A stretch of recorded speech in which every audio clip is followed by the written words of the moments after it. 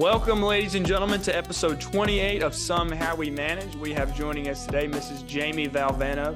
She is the daughter of legendary head coach Jim Valvano, and she has so many wonderful stories to share with us today. So don't go anywhere. You're not going to want to miss this. Jamie Valvano joining us now on Somehow We Manage. If that name sounds familiar, you're not wrong. She is the daughter of the late, great coach Jim Valvano, but she's no slouch. She's made quite a name for herself on her own, and we're very proud to have her on today. Jamie, how are you? I am doing great. Looking forward to a North Carolina summer, and I'm just, honored to be able to spend some time with you. Yeah, great to be talking to you today. As we get started here, I kind of have a personal question, just one that I'm intrigued by. So how often do people, when you meet people, like you said, you do a lot of speaking engagements, how often do people mispronounce your last name? People ask me all the time, is it Valvano or Valvano? And I'm not sure anymore at this point. So I say Valvano, but I pretty much answer to anything. I don't even notice if anybody, mispronounces it, because it's fine. After all this time, we just laugh and I don't even notice it. Mostly it's just Coach V now. So Right. When they talk about my dad. Well, and I know in one of his more famous speeches, your dad said when he met President Reagan, and I know you've heard that story where he said, is it Valvano or Valvano or whatever? He said, is it Reagan or Reagan? Yes. Oh, yes. We heard that. And that's just, that's such a classic story that really captures my dad's spirit, in that throughout his whole life, humor was such a big driving force, and he could laugh at himself. He could laugh at situations. And I remember him saying when he told that story, he kind of tensed thinking, is the Secret Service going to swoop in and take me out of here? Was that wrong? And luckily, President Reagan was very gracious and laughed along with him. But yeah, throughout his whole life, he was a great storyteller and also a great elaborator, and would kind of, really tell stories that maybe weren't 100% true. So now people will come up and tell me, oh, this story or that story, and I'll have to correct them if it didn't even really happen. But that's one that happened. So what was life like for you growing up in the Valvano house? Oh, goodness. We moved here in 1980. And the landscape was, quite different in that there were not a lot of Northern Italians in my area. When we moved here, now our area is so diverse and it's just wonderful. But I remember kind of feeling like we stood out just a little bit. And I remember after my dad's first press conference, and they referred to him as that fast-talking Italian coach. And I thought, gosh, we're not in Long Island anymore, where he grew up. So it was a learning adjustment at first, because we take in this area our sports so seriously. And I didn't know anything about ACC basketball. I really had never heard about what a Tar Heel was, or a Cavalier, or a Blue Devil. And the intensity that I saw that surrounded ACC and NC State basketball was just overwhelming. And so the decade that my dad was at NC State, it was, there were ups and downs. When we won, it was a party at my house, and we could ask my dad anything and he would give it to us. I have two sisters, so we kind of grew up with more girls in our house than boys. But when there were losses, my dad was, the epitome of a basketball coach, and he took those losses really hard. And so we would know, not to look him in the eye after a tough loss, or, in overtime. Don't ask him anything, to give him time to kind of recover. And, so during that time also, recruiting was more open. So he traveled around the year round. He was gone and working. And so, there were highs and lows. I think the best part of it was being a part of a family, being adopted into, that Wolfpack family, and what that has meant to us, over the past 40 years. We're just, celebrating the anniversary of the 83 team, and all the players came back, and we were able to return to NC State, and I'm a graduate of NC State. So, it's just, it's part of our family now. And so we don't even look at it as a place where my dad used to work, but it's just, one big family. So we're definitely now we're reflecting on more of the good times and celebrating those amazing wins. How did the fans treat your family when you first got to NC State or first came to Raleigh? I remember there's so many funny stories. There's so many to tell, but I remember my dad talking about the Wolfpack Club and how they would come together and have fundraisers. And he had to go and speak at one of the fundraisers, and sea of red people were kind of waiting for him there at a barbecue pig picking. And my dad had never had, a barbecue pig picking before. That kind of it was new to him, and he was supposed to go to Greenville and fly in and give a speech. And he flew into Greenville, South Carolina, Right, true right. story, and called the head of the Wolfpack Club. And they said, Coach B, where are you? And he said, I'm in Greenville. I'm looking at the airport sign right now. I'm in Spartanburg. And you coach in North Carolina. Why would you fly to the Yeah. wrong state? And so that just, that shows how this was all new to us. We grew up in a household where all of our aunts and cousins and grandparents all lived in the New York area. And my dad coached in New Rochelle at the time. And so that's what we were used to. So when we came here, we did not really know anybody. We didn't have any family here, and it was so different. And it was really extraordinary the way that the coaches, the families, I remember holidays, having them all over to our house.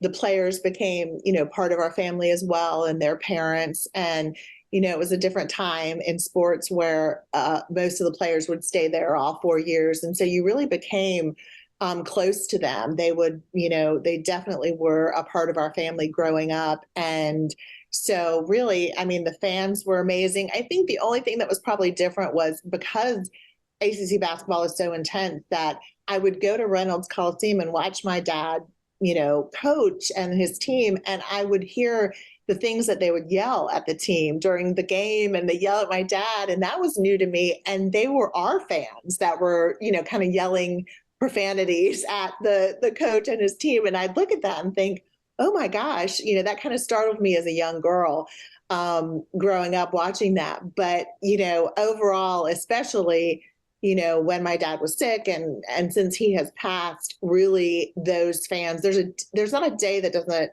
go by that somebody doesn't come up to me and say something kind about my dad and his time at NC State and our family.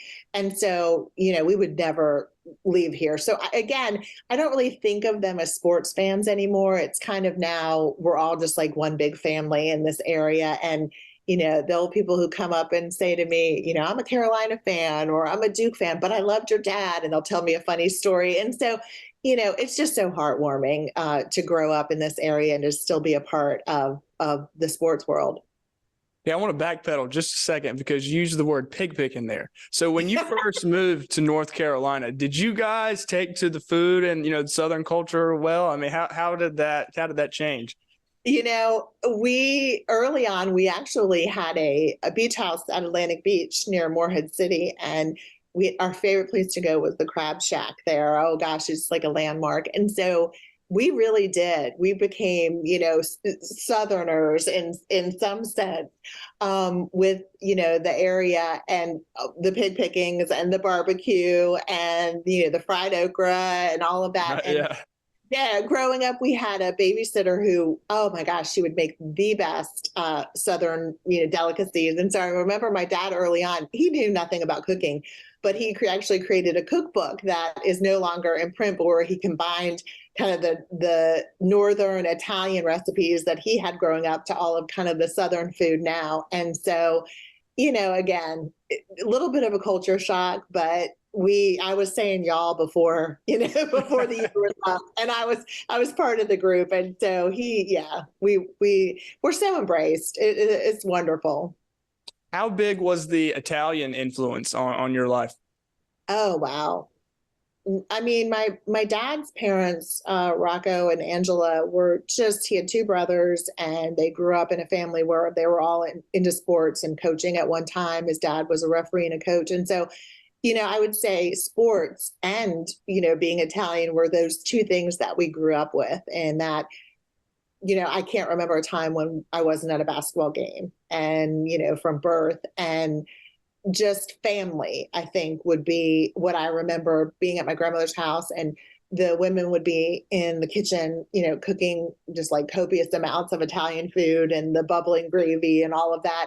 And then the men would be sitting around the small television in the basement screaming at a call that a referee had made. And so, we were loud. We were, it was just always gathering together. And so in that sense, like going to a pig picking was kind of like, just different menu, but same kind of group.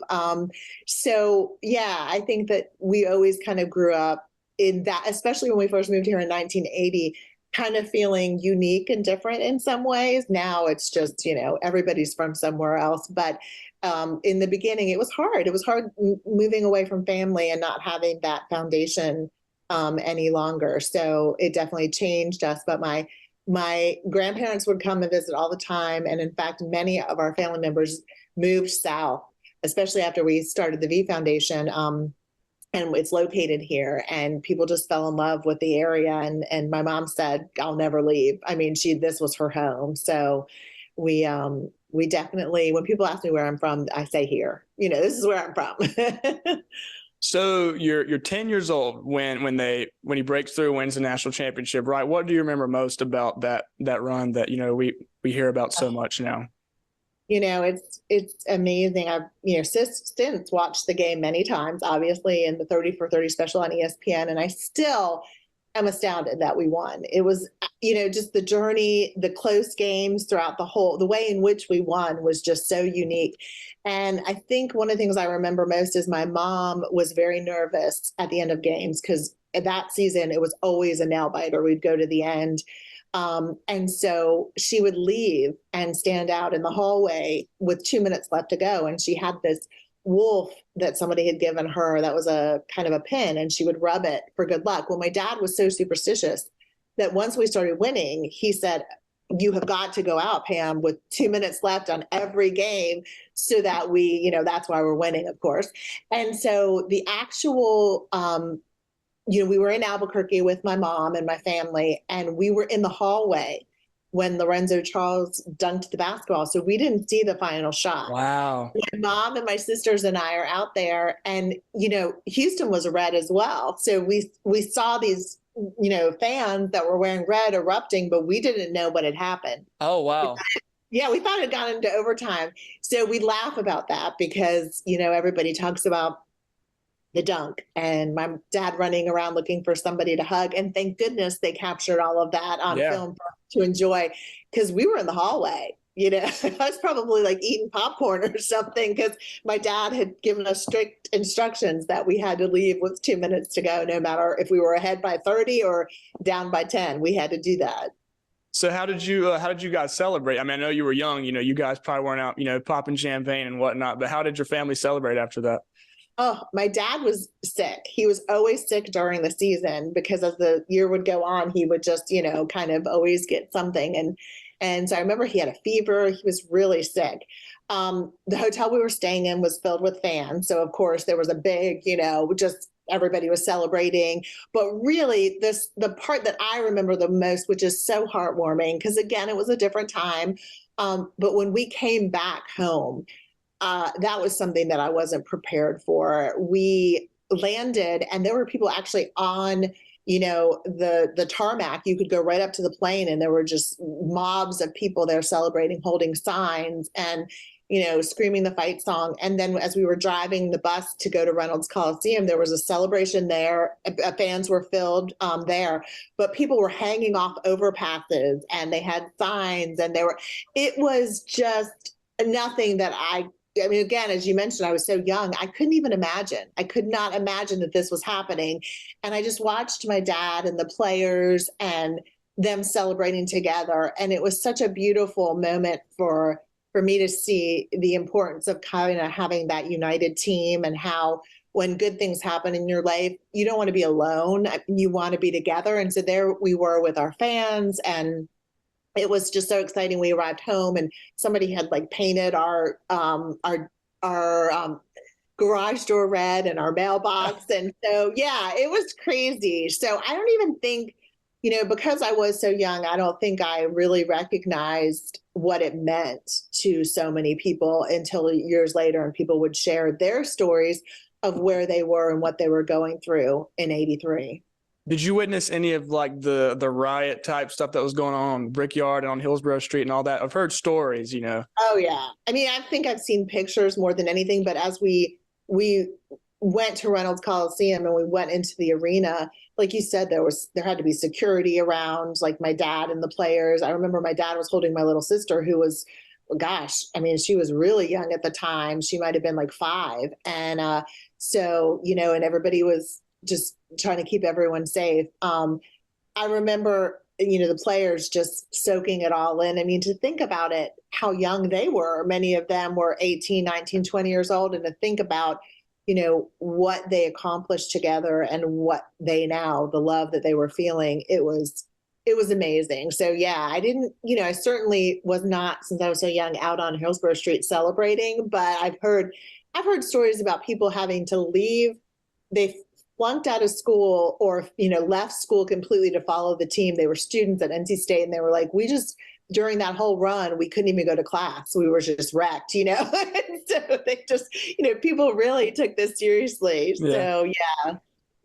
So after that, your dad becomes a celebrity. He has this platform now to be, in my eyes, what he always was, an entertainer. He was this larger than life figure, So after that, how did it change, his life and your family's life?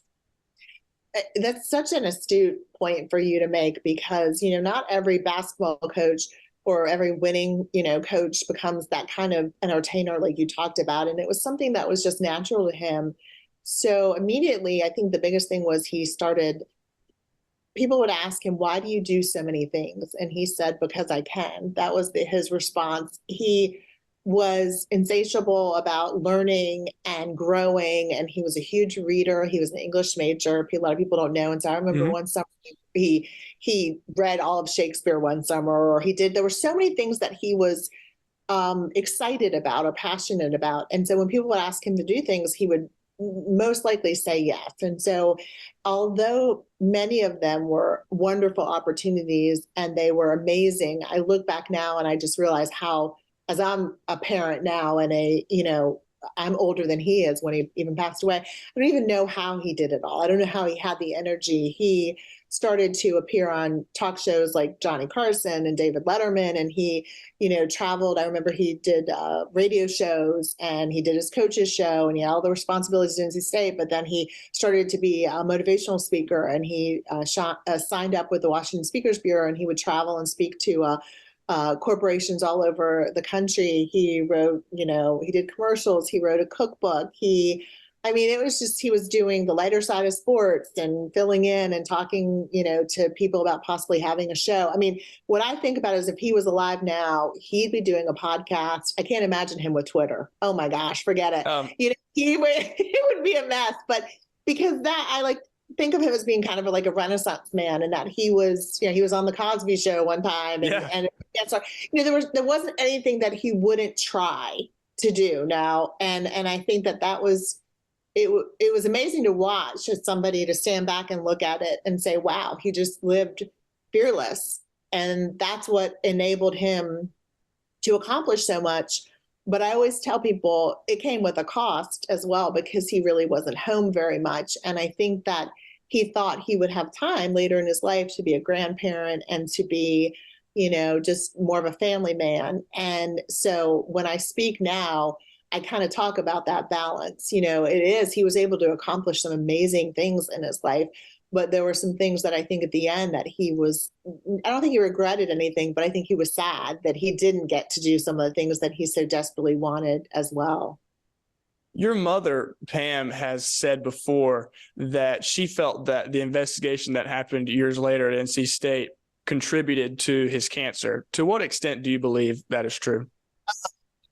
I think that's so, again, wow, you asked some really, really good questions. You've done your homework here, because it was a really, really challenging time. I think that, we always talk about this, and the 30 for 30 special talked about it as well. But, my dad was not found guilty of any major infractions. Right. Yet but yet the intensity in which the media and again, this was even before social media and paparazzi and all that, but there were reporters parked outside of our house when I would come home from school, and it was relentless. The News Observer just would relentlessly write about him, and there was this perception he really couldn't, his reputation had been ruined. And so I remember that period of time after he left NC State, him being home a lot, and me really being worried about him for the first time, because I'd never seen my dad down or depressed or kind of lost.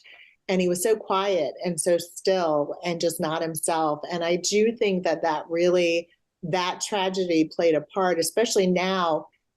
Through cancer research, we realized that we have a genetic mutation Right. in our family that he had inherited from his mom. So, you know, it's just really sad that they didn't catch it early and weren't able to treat it, because he had no idea that had this gene. It had not even been discovered. But it was a really, really hard time in his life. And he definitely, it was short lived before he went on to work at ESPN and ABC. But I definitely agree with my mom that it was something that, you look back on it and it just was like a perfect storm of just things happening that if any one thing maybe wouldn't have happened, maybe it wouldn't have all come to pass that way. But yeah, it was definitely a difficult time in his life, our family. And I do think that it played a part in him and his illness, because it was within a couple of years that after that happened that he was diagnosed. So after he became sick, it seems to me that, he really realized what was important in life. Like you said, he kind of regretted taking on as much as he did. What kind of conversations did you two have, once he did get sick? Yeah, it just was so sad, because they didn't find out that he had cancer until it had spread everywhere. And I remember sitting in the doctor's office with him, and the doctor saying, "You have a year to live." And I can't imagine having that conversation and there being such little hope. But I am honest when I tell you that I didn't see him cry, but maybe one or two times, and get upset. In fact, almost immediately he went into action, and he didn't live those final 10 months like someone who was dying. He lived the same way he had when he was trying to win a national championship. He had a vision for what he wanted to accomplish, and he would try to assemble a team of people to kind of come together and support him. And then finally it was that like perseverance, not giving up, and whatever he was asked to do, he did it. And part of me wanted to go home and just, as a family, deal with this in silence. But when you look at my dad, he didn't do anything behind the scenes. I mean, that's who he was. He was someone who needed people around him. And so I left NC State. I was a student there. I had just finished my freshman year, and I traveled with my dad that last year of his life and was able to see him, receive treatment and the relationships that he had. And he did not have any conversations with my sisters, myself, or my mom. We've talked a lot about this, that talked about death. It wasn't anything that we talked about. It was all about life. It was planning trips. It was laughing. It was, just finding ways to celebrate each and every day. However, there were people in his life, that his older brother and Mike Krzyzewski, Coach K at Duke, who really became an important person in those last 10 months of his life, that I know he shared what was, those hardest moments. Those are the people that he shared it with. So he kind of shielded us from that. So I don't have, a lot of memories of us having a bad day. I mean, those 10 months we lived each and every day to the fullest. He's now so famous for his ESPY speech, just before he passed. For those that maybe don't understand, just how sick was he going into that ESPY speech?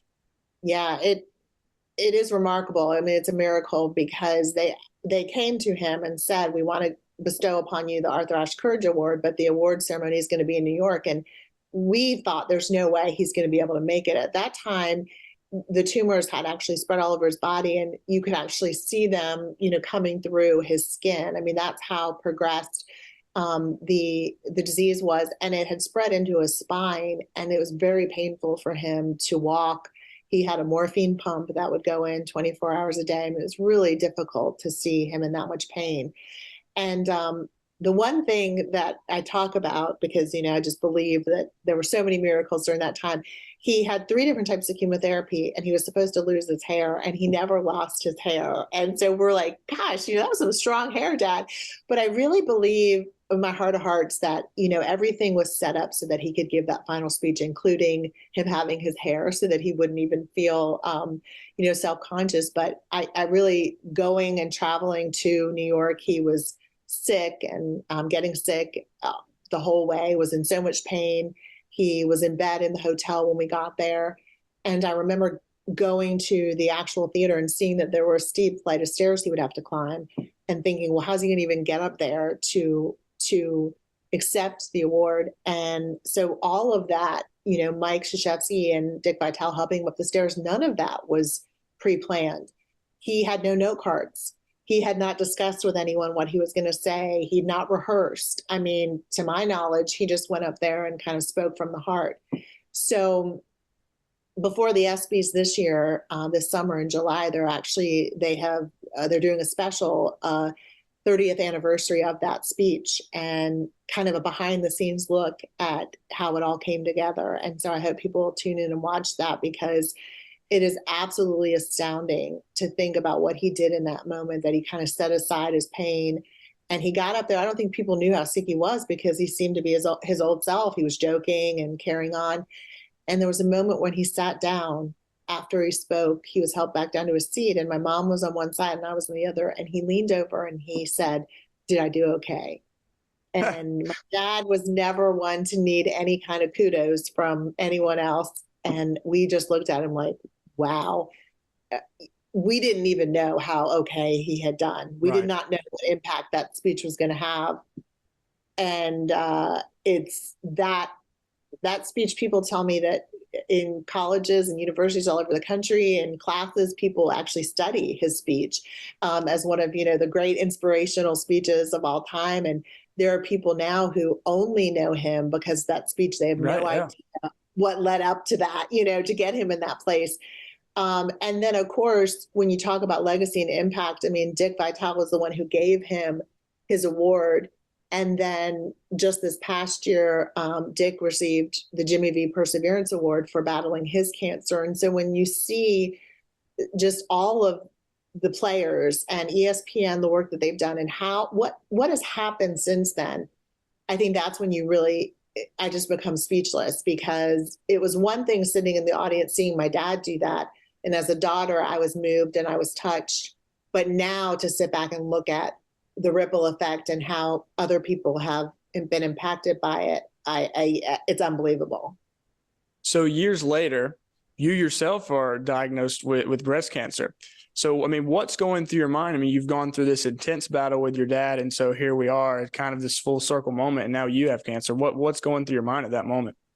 Yeah, we talked about the fact that we didn't know my dad had genetic cancer of any kind. And really a small percentage of breast cancer is genetic. And so I immediately, when I felt the lump myself, I was only 33, so I'd never had a mammogram. I called my dad's oncologist at Duke and he said, "Come in and we'll do a test." And it was amazing because my dad had been treated at Duke and because of cancer research, they put it together and they said, "Wait a minute, your dad was 46, you're 33, there's something more going on here." And they immediately put me in touch with a genetic oncologist. And it changed my whole course of treatment. And they said, "You're so fortunate. This is not your dad's cancer. We caught it early." But the only person I knew that had this gene had passed away after 10 months. And so I wish I could tell you that I fought and battled like my dad. But the truth was that I was usually really angry when people compared me to him, and they would come up and they'd say, "Don't give up, don't ever give up."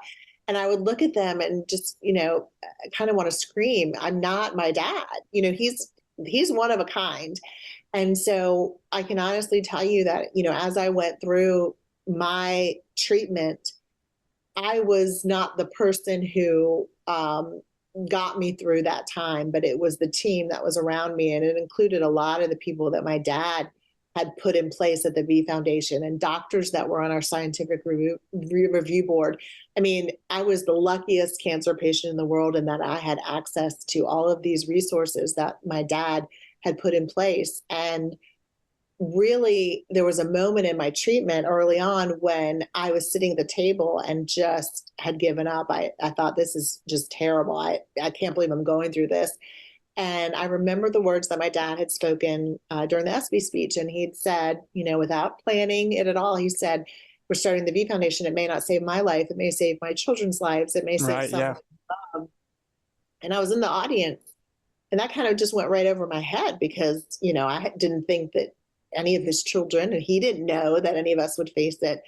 And so I think there was this moment where I realized that I was the someone that my dad had loved, and that he was speaking to me, and that speech wasn't just for other people, but it was also he had done that moment had been for me. And so everything changed in that moment. And I decided that, I may not be my dad, but I had all of the gifts that he had left me. And so I kind of put together a game plan for how I was going to battle, and decided right then and there that, my ending could be different. And so his legacy, I really talk a lot about this, that I kind of walk in his footsteps, not as, any kind of sports person, but and really not as his daughter so much as just, I think he put a beautiful and an inspiring game plan together for anyone who's facing a difficult challenge or obstacle and needs to overcome.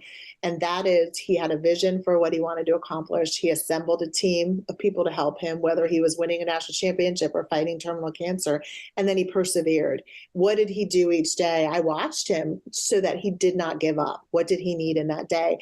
And so that started me changing the way that I lived my life. And it has made all the difference. I've been able to accomplish some extraordinary things in my life. And each and every time I do, I know my dad is there, just cheering me on. And it's really amazing how, his story, the story of the 83 team, I mean, it all just, it intertwines. I mean, look, it affected Dick Vitale's life. I mean, how did he know that night at the ESPYs? How did you know, like you said, it may save my children's life? I mean, Mike Krzyzewski, who's, all these people that are involved with the V Foundation, how would they have known that all of these things would happen, and did your dad know? I mean, he had a vision, but would he have ever known what would happen today? I mean, really just amazing. Couldn't have written it any better. Yeah, it's a great lesson for me too, as well, in that a lot of us don't ask for help. We might have these amazing things that we want to do with our lives. And then when things get hard, we fall apart. And it's such a great example. Those people you mentioned, my dad asked his oncologist, will you be on my team? He asked Coach K, will you be my team? He asked Dick Vitale. There were so many people he asked at ESPN as well. And to know that those people have carried on 30 years later, we just had a pediatric cancer event in Sarasota, Florida that Dick Vitale hosted. His family is so gracious, and they raised millions of dollars. And Coach K is our ambassador and runs one of our huge events in Napa Valley, California. These are people who, they didn't just say to my dad, yeah, we'll help you out, and then forgot about it. But they've used their gifts and their talents so that together we can accomplish what we could not do alone.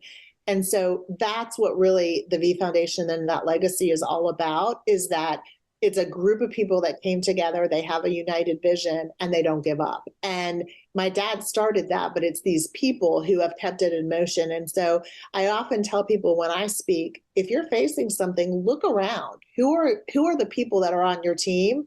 And how can you ask them to support you so that you can be successful? And other people ask me, what would your dad think now that you guys have raised, over $300 million for research? And I think he did know. I think he knew through his life, he knew what it took to be extraordinary, to be successful, to have an impact, to leave a legacy.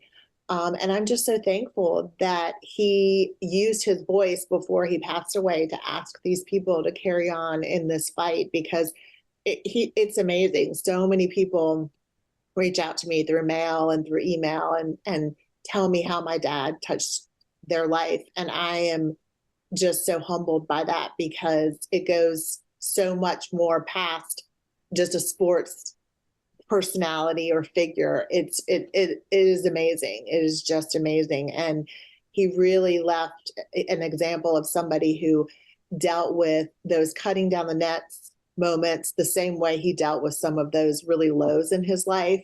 He used the same resources, and I saw him overcome. And so that is a great lesson for me to share with other people, is that you don't live your life based on the circumstances that you have around you, the ups and the downs. But you just recognize that there's a path and a purpose for your life, and you just continue on in that direction. And that's what he did so impactfully. And now you have this platform like your dad did. You have this opportunity to share with people. I mean, would you have ever thought that you'd be doing speaking engagements at this point in your life? No, absolutely not. I was always passionate about the V Foundation, and I wanted to go out there and talk, because as a almost 18-year cancer survivor, I think that gives hope to people, just to hear of somebody who survived. So I always wanted to continue the work of the V Foundation, but I always felt like I was a little bit in my dad's shadow, and I was just carrying on his story. And so what I've recognized over the past 18 years is, I kind of have a story of my own to share. My life has not been perfect. I certainly, had this genetic mutation. I have a child who has special needs, and so I talk a lot about that. I share wisdom from being a teacher. I mean, there's so many things that have happened in my life that I kind of can add to that story and weave it in beautifully. And so, it's just, I'm one of those people who I have so many blessings, but I also have struggles. And so I'm not somebody who stands up in front of a crowd and says it's all going to be easy, but I can tell you what I have used in my life during those difficult times that have made a difference, that have allowed me to persevere and to continue on, and have enabled me to, what I call, have my own cutting down the nets moments. I am not athletic at all. I've never played a sport, big disappointment to my family, but I think I know what my dad felt in that moment, because I've had these, oh my gosh, these intense victories in my life where I know, oh my gosh, I just want to run around like him looking for somebody to hug, because I know what that feels like now. So, if you're speaking to a crowd, if there's one thing that someone would take away from hearing you speak, what do you want that to be? I think I want them to have hope, and to also feel empowered by the purpose that each of us have in life. My dad taught me, and I've learned, that if we can think about what we're passionate about in our life, what excites us, what is it that we know that, gosh, if I'm not involved in this each and every day, I don't feel like I'm alive. If you combine that with your divine gifts. So I tell all the young people that I, teach, you might have a passion for sports, but not all of us are going to be, NBA athletes. And so think about your gifts. What is unique to you that maybe the person next to you doesn't have? And when you combine your divine gifts with your passion, you really can develop and understand what your purpose is. And so I think that's sometimes why we feel lost in situations, in the good times and the bad, because we haven't really identified what our purpose is. And so one of the things my dad did when he was 17 was he wrote down on an index card all the things he to accomplish in his life, and then he did each and every one of them. And so he showed me that when we really understand what our purpose is, when we say yes to the things that move us closer to those ultimate visions, and no to the ones that aren't for us, that's when we really can accomplish those extraordinary things. And so I leave everyone I speak with their own vision card, and I ask them to really think about, what is your purpose? What is your extraordinary? What would be your cutting down the nets moments? And I have had people contact me years later who have told me they've started businesses, or they've repaired relationships, or they've let go of things that didn't matter anymore. And so I think that's really the message and the takeaway that I want people to understand, is that we shouldn't be sitting and waiting for things to happen to us in our life that we're hoping. We shouldn't be so mired down in circumstances, but we've got to kind of really clarify who we are, what our gifts are, what makes us excited. And we've got to walk that road with purpose and with direction. And I think that's when we can then take out that index card we've created and check off those ultimate visions. And I think that's when we leave a lasting legacy, and we impact other people around us in such a significant way. And I'm just so thankful that my dad taught me that, and I've been able to put it into practice in my own life. So as I close here, there's a lot of big things happening in, I guess, your life, your family's life coming up.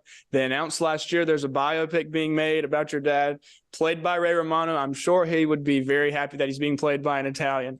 Can you give us an update on the biopic, if there's anything you can say? So many things. We're celebrating 30 years of the V Foundation in June, and we're coming together to celebrate that and the work that has been done. We just celebrated 40 years of the '83 team. My dad is being inducted into the Naismith Basketball Hall of Fame in August.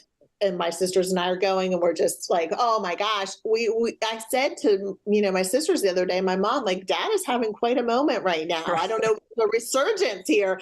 And I think it's because we all need a hero right now. We all need to be kind of, hold on to that excitement. And, quickly, Ray Romano was the one who reached out to us. We never had any inkling or any idea that there would ever be a movie about my dad, and he reached out to us, and one of the things he said was as a comedian and as somebody who has worked so hard on his craft, that he's a huge sports fan, so he always loved my dad there. But he said, when I watch your dad speak and what an entertainer he was, I'm captivated by just who he was. And so he showed us on his phone. We were Zooming one day, and he had a picture of himself and my dad kind of in a split screen, and probably in their 30s or whatever. But he said to me, I'm not getting any younger here. I got to get this done.